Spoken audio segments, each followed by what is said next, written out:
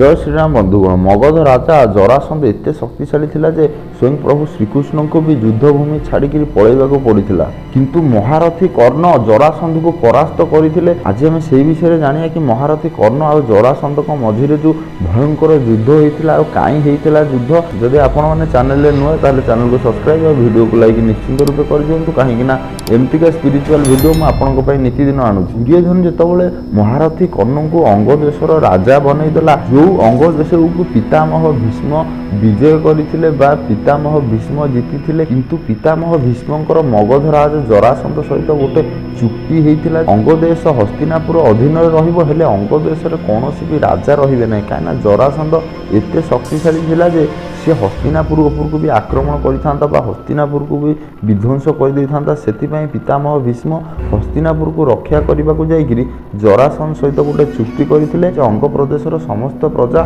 जरासंधर सेवारे रहिबे बा जरासंध जहाँ करइबो सेमाने सेया करिवे। हस्तिनापुर कौन लोक अंग प्रदेश को जाती ना, अंग प्रदेश रे केबे भी राजा ही नथिले, राजा ही नाहांती अंग प्रदेश रे। किंतु एक कथा दुर्योधन जानि नथिला, से कर्ण को राजा बने देथिला। जेतेबेले पितामह भीष्म जेतेबेले मकुट पिंधेले ता परदिन कर्णकर जेतेबेले राज अभिषेक होला, ए समय पितामह भीष्म कहले कर्ण तुमे सबुठु बड़ भूल करिया को जाउछ। तमे जानिनो जे एते वर्ष होला अंग देश रे कोन पई केही राजा नथिले, तमे सेटिकी जाओ जानि परिबो सेटी गोटे अदृश्य शक्ति अछि बा गोटे भयंकर शक्ति अछि जहा आगर कि तुमे क्षणिक मात्र भी टिकी परिबोनी। आ एमती कर्ण को बहुत किछि कहिथिले पितामह माने अपमान करिथिले, तुमे गोटे सूत पुत्र तुमको दान मिल जाइछि, तुमे राजा हबार योग्य कि नाही। एम जेतल कहिथिले कर्ण सेठी रागी जाइथिले आ कहिथिले कि मु ये मुकुट धारण करिवा पूर्वरु मु आग अंग प्रदेश रे प्रशासन स्थापन करिवि बा मोर राजत्व स्थापन करि राजांकर जहाँ भी सब असुविधा अछि मु ताको समाधान न कला पर्यंत ए राजमुकुट को मो मस्तक रे धारण करिवि ना। कर्ण जेतल अंग देश को प्रस्थान करथिले बा अंग देश रे जाई पहुंचिथिले, अंग देश रे जाई पहुंचिला अंग देश रे उन्नति बोली गोटे जिंस किछि नाही। आ अंग देश रे समस्ते मदिरा बनाउछन्ती बा मद बनाउछन्ती, अंग देश आ छोट पिला माने भी मद पिउछन्ती आ बनाउछन्ती।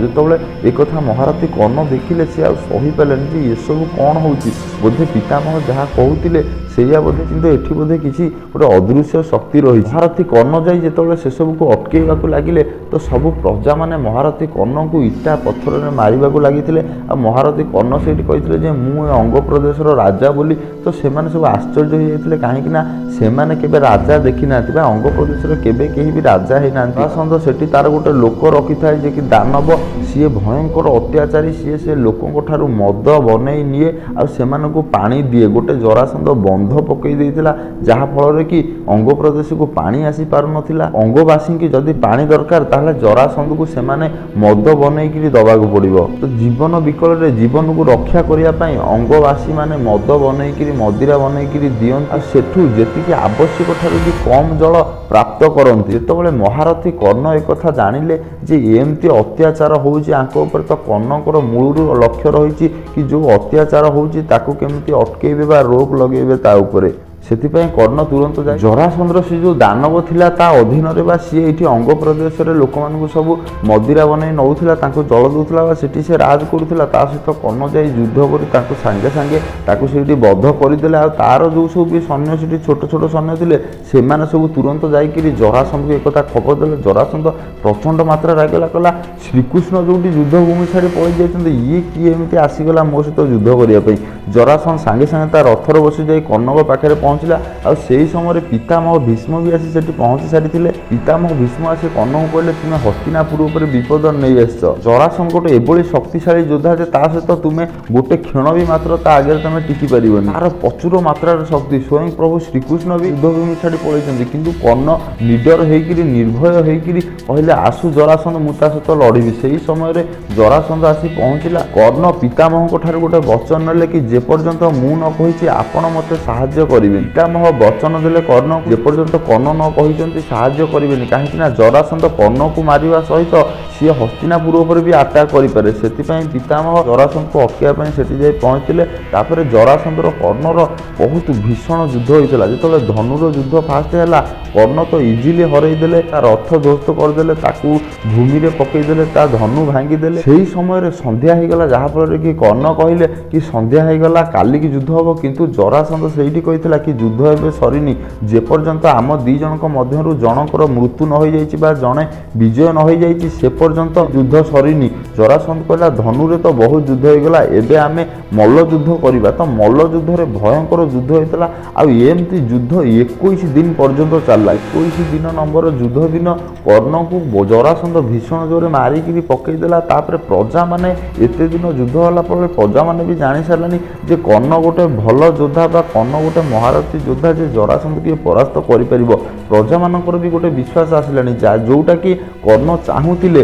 ପ୍ରଜାମାନେ ଯେତେବେଳେ ଜୟ ଜୟ କରିବାକୁ ଲାଗିଲେ ମହାରଥୀ କର୍ଣ୍ଣଙ୍କର ଅଙ୍ଗରାଜ କର୍ଣ୍ଣ ଜୟ ହେଉ, ଅଙ୍ଗରାଜ କର୍ଣ୍ଣ ଜୟ ହେଉ, ସେଇଠି ମହାରଥୀ କର୍ଣ୍ଣ ଉଠିଲେ ଆଉ ଭୟଙ୍କର ରେଟ୍ରେ ଜରାସନ୍ଧ ସହିତ ଯୁଦ୍ଧ କରିଥିଲେ। ଆଉ ଏତେ ଭୟଙ୍କର ଯୁଦ୍ଧ ହେଲା ଯେ ଜରାସନ୍ଧ ମୃତ୍ୟୁବରଣ କଲାନି, କିନ୍ତୁ ଜରାସନ୍ଧ ହାରିକିରି ତଳେ ପଡ଼ିଗଲା। କିନ୍ତୁ ସେ ତା ପରାଜୟ ସ୍ୱୀକାର କରୁନଥାଏ। ହସିକିରି ଜରାସନ୍ଧ କହିଲା କି ତୁମେ ମୋତେ ଯେତେ ମାରିଲେ ବି ତୁମେ ମୋ ବଧ କରିପାରିବ ନାହିଁ। ସେଇଠି କର୍ଣ୍ଣ କହିଥିଲେ ସମସ୍ତ ରଥୀ ମହାରଥୀଙ୍କର ମୃତ୍ୟୁର ରହସ୍ୟ ସମସ୍ତଙ୍କୁ ଜଣାଥାଏ। ତୁମେ ହେଲ ଜରାସନ୍ଧ, ତୁମ ଶରୀର ଅଜର, ହେଲେ ତୁମକୁ ବଧ ନ କରି ହେଲେ କ'ଣ ହେବ, ତୁମ ଶରୀରକୁ ଚିରିତ ହେବ। ସେଇଠି କର୍ଣ୍ଣ ତାଙ୍କ ଦି ଗୋଡ଼କୁ ଧରିଥିଲେ ଫାଡ଼ିବା ପାଇଁ। ଯେତେବେଳେ ଫାଡ଼ିବାକୁ ଆରମ୍ଭ କରିଥିଲେ ଜରାସନ୍ଧ ଜାଣି ଦେଇଥିଲା ଯେ କି ମୁଁ ଏଇଠି ମୋ ମୃତ୍ୟୁବରଣ ହେଇଯିବ। କର୍ଣ୍ଣ ଗୋଟେ ଭୟଙ୍କର ଯୋଦ୍ଧା। ସେଇଠି ଜରାସନ୍ଧ ତା ପରାଜୟ ସ୍ୱୀକାର କରିଥିଲା ଆଉ କର୍ଣ୍ଣକୁ କ୍ଷମା ମାଗିଥିଲା।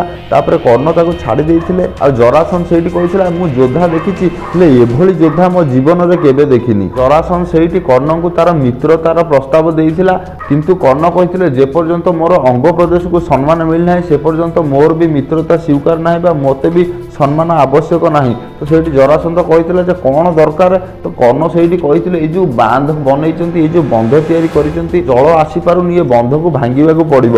ସେଇଠି ଜରାସନ୍ଧ କହିଥିଲା ମୁଁ ଏ ସର୍ତ୍ତରେ ରାଜି ହେବି, କିନ୍ତୁ ତମକୁ ଗୋଟେ ବଚନ ଦେବାକୁ ପଡ଼ିବ। ଜୀବନରେ ଯଦି କେବେ ତୁମର ସହାୟତା ଆବଶ୍ୟକ ପଡ଼େ ତାହେଲେ ତୁମେ ଥରେ ଆସିବ। ତ କର୍ଣ୍ଣ ଚିନ୍ତା କରିଥିଲେ ଯେ ମୋର ଅଙ୍ଗ ବାସିନ୍ଦାଙ୍କ ପାଇଁ ଇଏ ଗୋଟେ କଥା କି। ତ କର୍ଣ୍ଣ ବଚନ ଦେଇଥିଲେ କି ଜୀବନରେ ମୁଁ ଥରେ ଯିବି, ଯେତେବେଳେ ତମର ଅସୁବିଧା ପଡ଼ିଥିବ ତୁମେ ମୋତେ ଡାକିବ। ତାପରେ ସେ ବନ୍ଧକୁ ଭାଙ୍ଗି ଦିଆଯାଇଥିଲା। ତାପରେ ପ୍ରଜାମାନେ ସବୁ ନେଇ କର୍ଣ୍ଣଙ୍କ ପାଇଁ ଗୋଟେ ସିଂହାସନ ତିଆରି କରିଥିଲେ। ତାପରେ କର୍ଣ୍ଣଙ୍କର ରାଜ ଅଭିଷେକ ହେଇଥିଲା ଆଉ ପିତାମହ ଭୀଷ୍ମ ତାଙ୍କୁ ମୁକୁଟ ପିନ୍ଧେଇଥିଲେ ଆଉ ଅଙ୍ଗ ଦେଶର ରାଜା କର୍ଣ୍ଣ ବନିଥିଲେ। ଏବେ ଆପଣମାନେ ଜାଣିପାରିଲେ ଜରାସନ୍ଧ ଆଉ କର୍ଣ୍ଣଙ୍କ ଭିତରେ ଯେଉଁ ଭୀଷଣ ଯୁଦ୍ଧ ହୋଇଥିଲା। ଜରାସନ୍ଧ ଭଳି ମହାଶକ୍ତିଶାଳୀ ଯୋଦ୍ଧାକୁ ମହାରଥୀ କର୍ଣ୍ଣ ହରାଇଥିଲେ। ଯଦି ଭିଡ଼ିଓଟି ଆପଣମାନଙ୍କୁ ଭଲ ଲାଗିଥାଏ ତାହେଲେ ଭିଡ଼ିଓକୁ ଲାଇକ୍ ଆଉ ଚ୍ୟାନେଲକୁ ସବସ୍କ୍ରାଇବ୍ ନିଶ୍ଚିତ ରୂପେ କରିଦେବେ। ଜୟ ଶ୍ରୀରାମ।